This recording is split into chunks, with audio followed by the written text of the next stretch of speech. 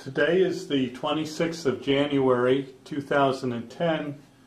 We are at the Beaverwick assisted. This is a part of the Beaverwick system, but where we are is called the Terrace. The Terrace at Beaverwick in Slingerlands, New York. And my name is Wayne Clark, and I'm with the New York State Military Museum and Veterans Research Center in Saratoga Springs, New York. And this interview is part of our Home Front series from World War II. Sure. Sir, for the record, would you please state your full name and your date and place of birth, please? My full name is Max Laverne Yeater. I was born 2/18/17 in Detroit, Michigan at 7 a.m. Did you attend school in Detroit? No, I never lived there. My family moved from Detroit when I was about a year old. And where did they move to? St. Louis. And did you attend school in St. Louis? I attended grade school and junior high school in St. Louis, but otherwise I finished my education elsewhere. All right. And where did you graduate from high school from? I graduated from high school in a little town near St. Louis called Naval, Missouri. All right. And did you go on to college at that point?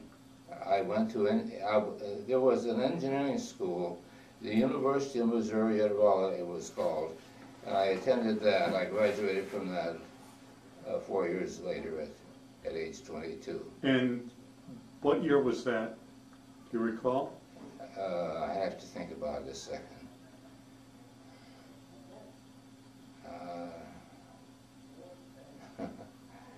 Offhand, I don't recall the year. I could work it out, but it would take me a few minutes. That's okay. Did you go on for a master's or doctorate at that point? I applied for and received a teaching assistantship in Washington University in St. Louis, and I received my master's and my doctorate from that place. And what did you receive your master's and doctorate in? Subject? Subject, yes. Nuclear physics. Okay. And now, once you graduated and got your degree, did you go to work at yes, that point? I remember this was during World War II, and I had been deferred because they needed physicists to work on war work at home. Yes. And so I was deferred, and I got my degree and married my wife and moved to Boston at MIT, where I worked on radar-related projects and work. All right. And can you talk about your work? Well, yes. Remember now how radar works. You send out a signal, and you receive it back, and that tells you pretty much how far away it is and where it is.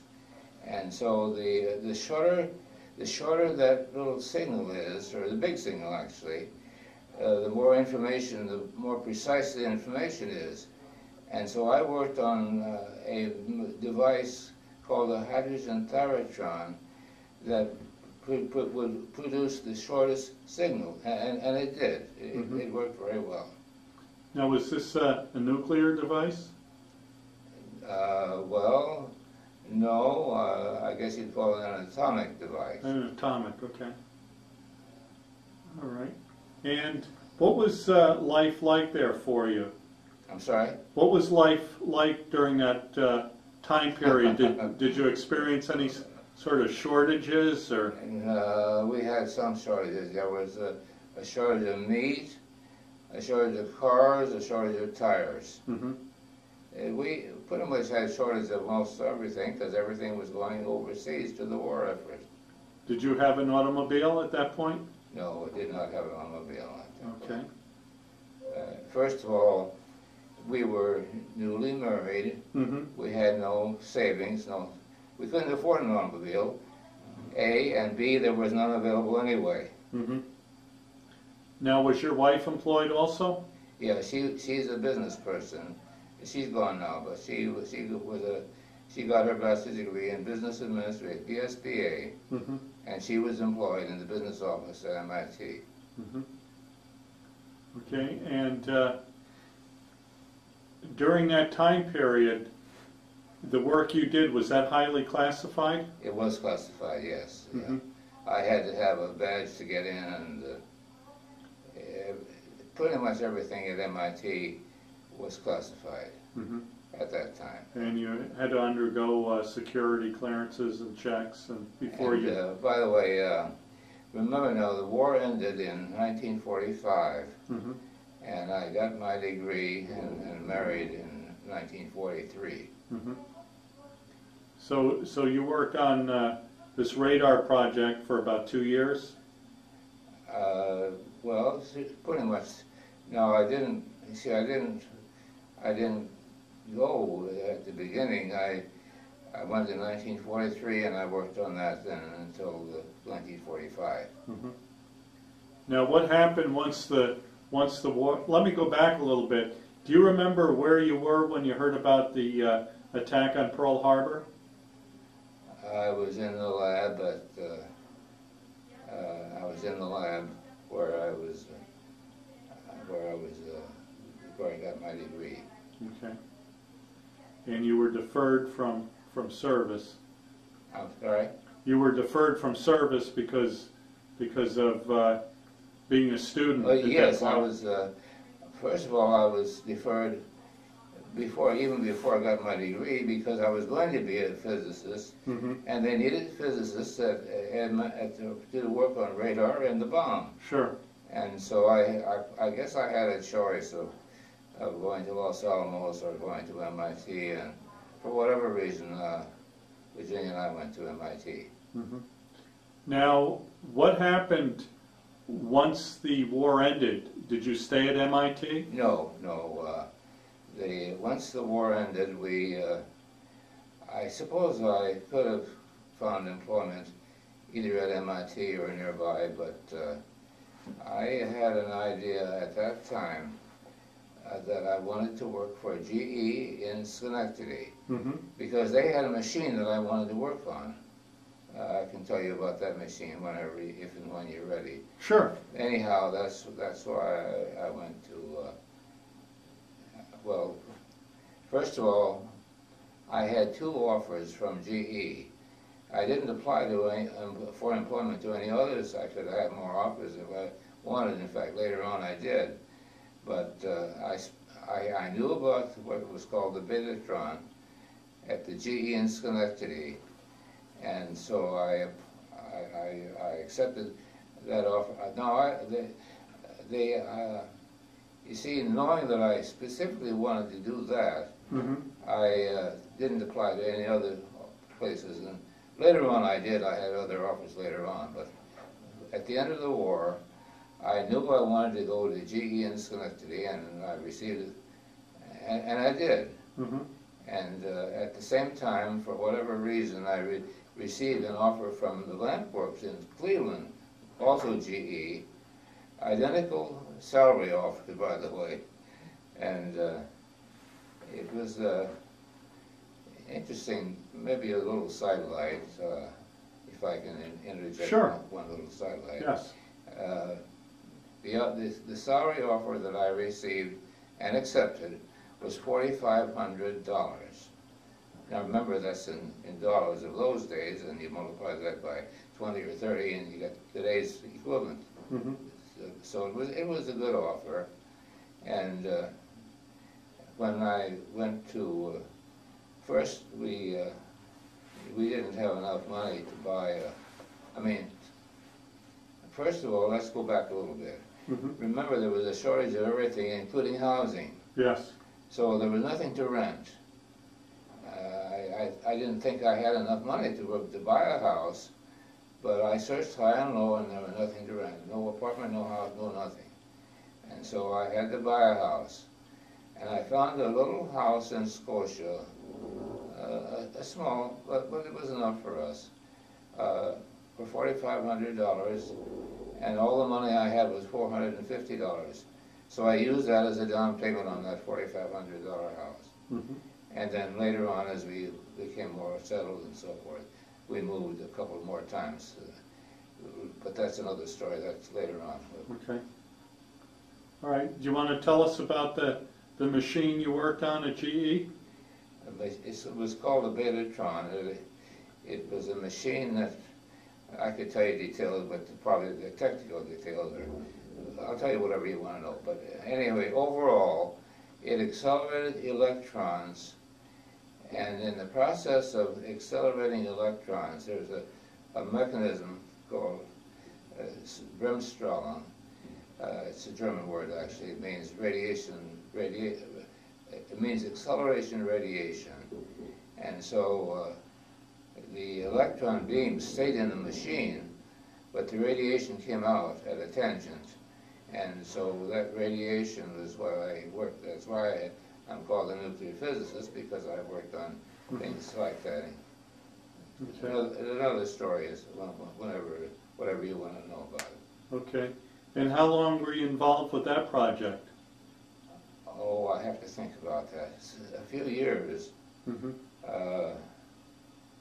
Eventually, I moved to the RPI, the engineering school, which is nearby in Troy, New York. Mm-hmm. And I stayed I worked on the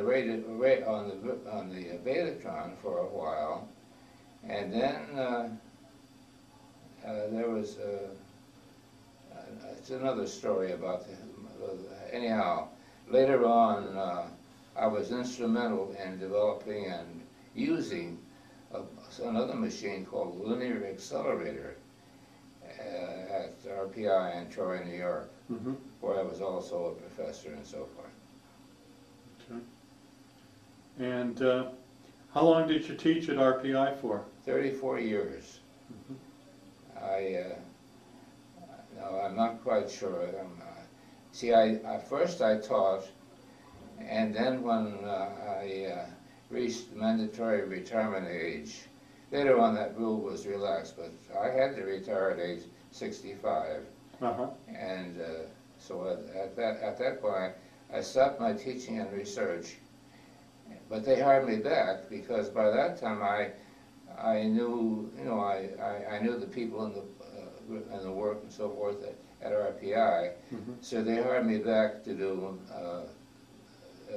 business work. I became an administrator. Uh-huh. I became a manager. Now, were you still involved with General Electric at that time, or strictly No. RPI? No, I had a connection with General Electric because they wanted some work done on this machine that I was involved with. Mm-hmm. And I think that work may even continue today with someone else who's younger than me and is still. In fact, the last I heard, he had a contract with GE using this machine that I worked on before, Uh-huh. the linear accelerator. He had $1 million contract to do some more work for GE. That's another story. Okay. I'm not involved with that anymore. All right. And